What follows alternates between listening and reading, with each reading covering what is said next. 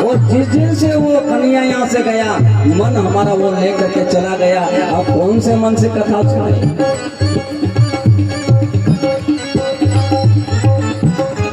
आप क्या कह रहे हो कि हम कृष्ण का संदेश लेकर के आए हैं ना? और भगवान ने उद्धव को काहे के लिए भेजा था? उद्धव के मन में अहंकार था कि अगर ब्राह्मण के बेटे में अगर अहंकार है तो ब्राह्मण कहलाने लायक नहीं रहेगा। इसलिए इसकी अकल ठिकाने लगाने के लिए भगवान कृष्ण ने इन गोपियों के पास भेजा था। बोलिए गोपाल कृष्ण भगवान की जय। गोपियां कोई पढ़ी लिखी नहीं थी, कई शास्त्र पढ़ने के लिए नहीं गई थी, बल्कि भगवान कृष्ण ने उनको दिव्य ज्ञान दिया था और वही ज्ञान उनका भंडार भर दिया भगवान ने। कोई बात की कमी नहीं थी उनके पास में। उद्धव, आप हमें कौन सा ज्ञान दोगे? कौन सा शास्त्र का पाठ करवाओगे? उद्धव जी को अहंकार लेकर के आए थे, हंसते हुए आए थे, और आज इन गोपियों का ज्ञान देख करके आज उद्धव जी को रोना आ गया। उद्धव जी रो पड़े।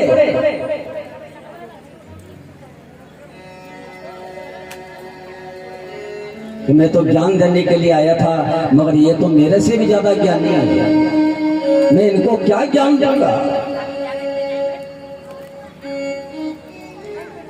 उद्धव जी इन गोपियों से हाथ जोड़ करके निवेदन करके वापस प्रस्थान कर देते हैं। सोने का रथ लेकर के वापस द्वारका पहुंचते हैं और द्वारका में जब जाते हैं, जब आए थे, जब हंसते हुए आए थे, और इधर से जब गए तो भगवान के पास में रोते रोते गए उद्धव जी। भगवान ने कहा कि उद्धव रो क्यों रहा है?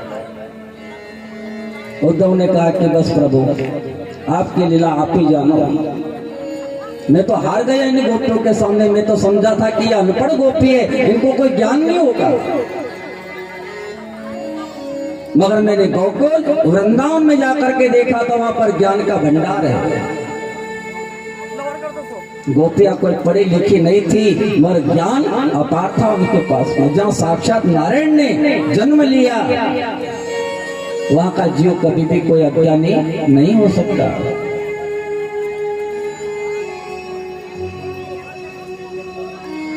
भगवान कृष्ण ने उद्धव से कहा, उद्धव, मैंने इसीलिए ही तेरे को संदेश लेकर के भेजा था कि तेरे मन में जो अभिमान है, उस अभिमान को मैं नष्ट करने के लिए ही तुझे मैंने गोकुल वृंदावन भेजा था। धन्य प्रभु आपकी लीला। अच्छा हुआ कि आपने मेरा अहंकार तोड़ दिया, नहीं तो मैं कहीं नरक में चला जाता। इधर भगवान कृष्ण ने अपने मामा कंस को मारा। तो कंस की दो पत्नियां थी, एक का नाम अस्ति और दूसरी का नाम प्राप्ति। कंस की मृत्यु के बाद में मामियों से कहा भगवान कृष्ण ने कि मामी, मामा तो मर गए। तो दोनों मामियों ने भगवान कृष्ण से कहा कि कन्हैया, इसमें तेरा कसूर नहीं है, बल्कि तेरे मामा का ही पाप सिर के ऊपर चढ़ करके बोल रहा था, उसकी मृत्यु उनके पाप के कारण हुई है।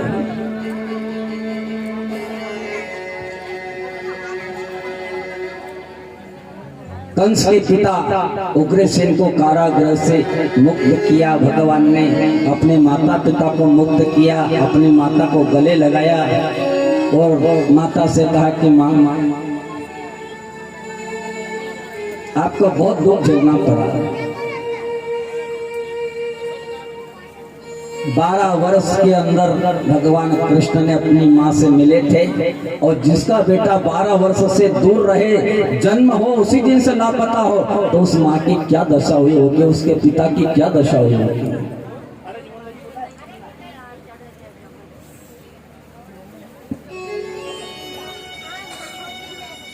कंस की पत्नी अस्ति और प्राप्ति ने अपने पिता जरासंध के पास में जाकर के कहा कि बोले पिताजी, मेरे पति का वध कृष्ण और बलराम दोनों भाई ने कर दिया।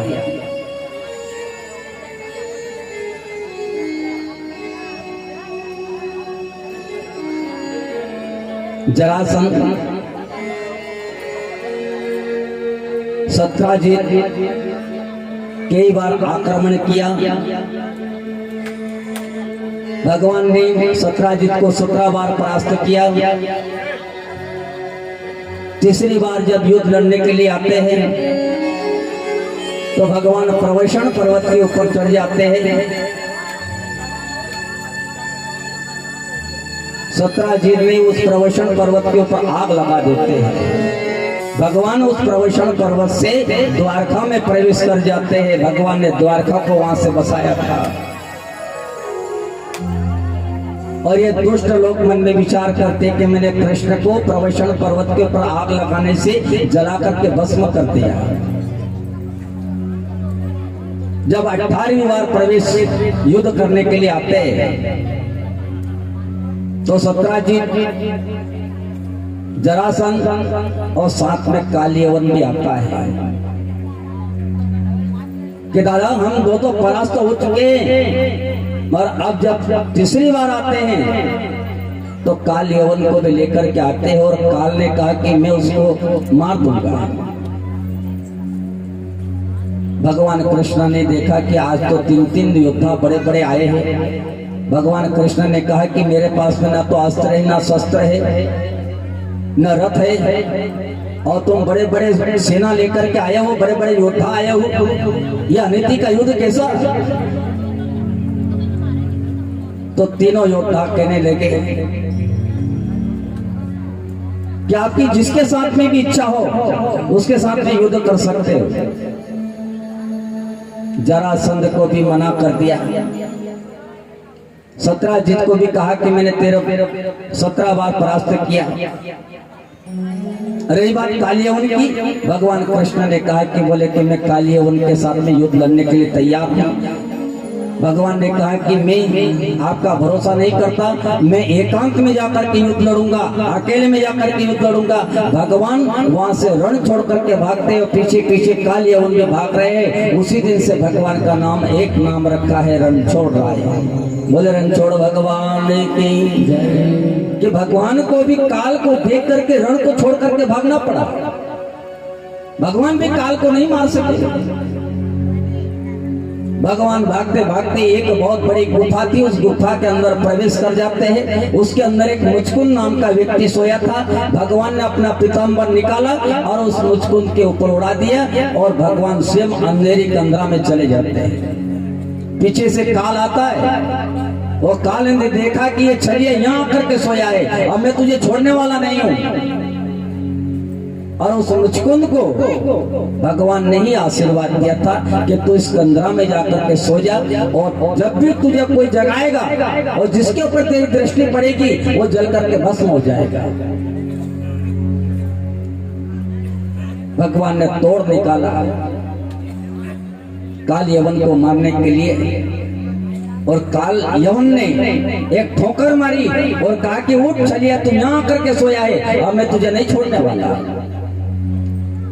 मुचकुंद कई वर्षों से वहां पर सोया हुआ था, और जैसे ही उसकी आंखें खुली, निद्रा भंग हुई और उसकी दृष्टि काल यवन के ऊपर पड़ी तो काल जल करके भस्म हो गया। बोलिए गोपाल कृष्ण भगवान की जय। काल यवन भस्म हुआ और भगवान अंदर से आते हैं। भगवान को देख करके कहा मुचकुंद ने कि आप कौन हो, आपका परिचय दे। भगवान ने अपना परिचय दिया, साक्षात नारायण थे।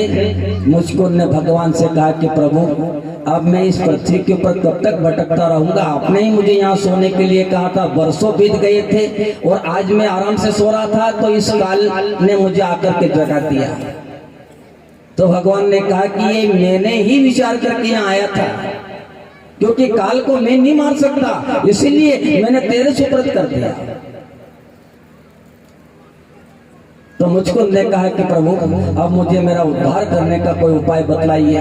तो भगवान ने कहा कि अभी मैं तेरा उद्धार नहीं कर सकता, अभी तुझे एक अवतार और लेना पड़ेगा। मुझको ने कहा कि प्रभु मुझे एक अवतार और लेना पड़ेगा। बोला हाँ लेना पड़ेगा।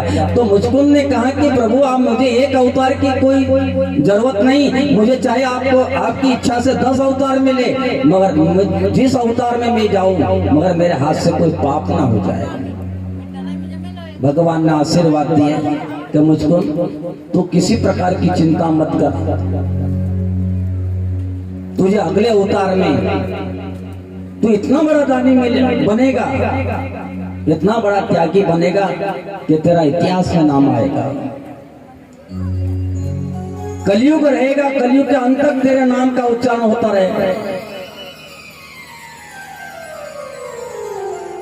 मुझको ने कहा कि प्रभु अब मुझे कहाँ जाना है, मुझे आज्ञा दे।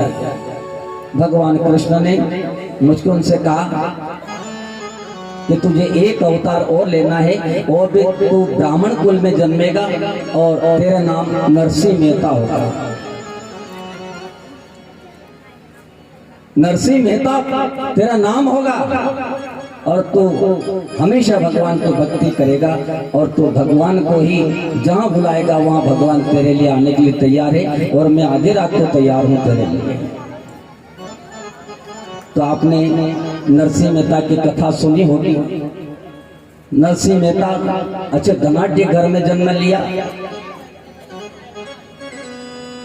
कई लोगों को उधार पैसा भी दिया, मगर बहुत सारे ऐसे भी थे कहा कि गुरुजी मेरे पास में कुछ भी नहीं है। तो नरसिंह मेहता ने कहा कि जब तेरे पास में कुछ भी नहीं है तो मैं जमा कर देता हूं। जमा कर दिया। बहुत सारे ऐसे थे दादागिरी करने वाले थे, नहीं देना। नरसिंह मेहता ने उनके भी जमा कर दी कि बस आज से खाता आपकी जमा हो गए सब। नरसिंह मेहता को परिवार वालों ने घर से बाहर निकाल दिया कि तूने सबके पैसे जमा कर दिए, दिए एक ने भी नहीं। तो नरसिंह जी कहते हैं कि उनके पास में है नहीं तो क्या ले अपन, क्यों जीव को दुखी करें। अरे हमारे पास में था तो हमने सबको दे दिया और देने से हम कोई गरीब तो नहीं बन गए।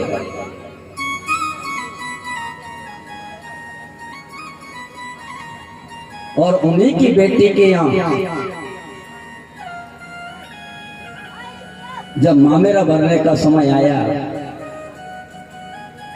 तो कुछ देर हो गई। तो नरसिंह जी ने भगवान से कहा कि तू कहां रह गया। भगवान को आना पड़ा, मायरा 56 करोड़ का भरना पड़ा। और नरसिंह जी ने कहा कि लाज जाए तो मेरी नहीं जाएगी, लाज जाएगी तो तेरी जाएगी। भगवान आए और 56 करोड़ का मायरा किया। कलयुग के अंत तक इनकी लीला चलेगी। आज इनका इतिहास में नाम चलता है। आगे चल करके अगली कथा आती है सुदामा की।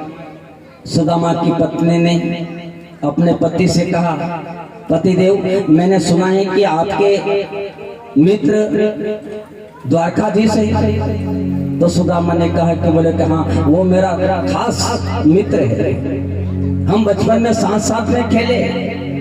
उनको याद आ गई कि हम जब अवंतिका नगरी में एक ही स्कूल में पढ़े हैं और साथ में जब लकड़ी लेने के लिए गए तो मैं उनके दोनों भाई के हिस्से के चने में अकेला खा गया था। और सुदामा ने विचार किया कि मैंने भगवान के हिस्से की चीज खाई तो आज मुझे भिखारी बनना पड़ा, गरीब के घर में जन्म लेना पड़ा। तो सुदामा की पत्नी ने कहा कि बोले कि मेरी इच्छा ये है कि आप एक बार चले जाओ उनके पास में, एक बार चले जाओ। सुदामा जी मन में विचार करते हैं कि कैसे जाऊं मैं प्रभु द्वार चुनर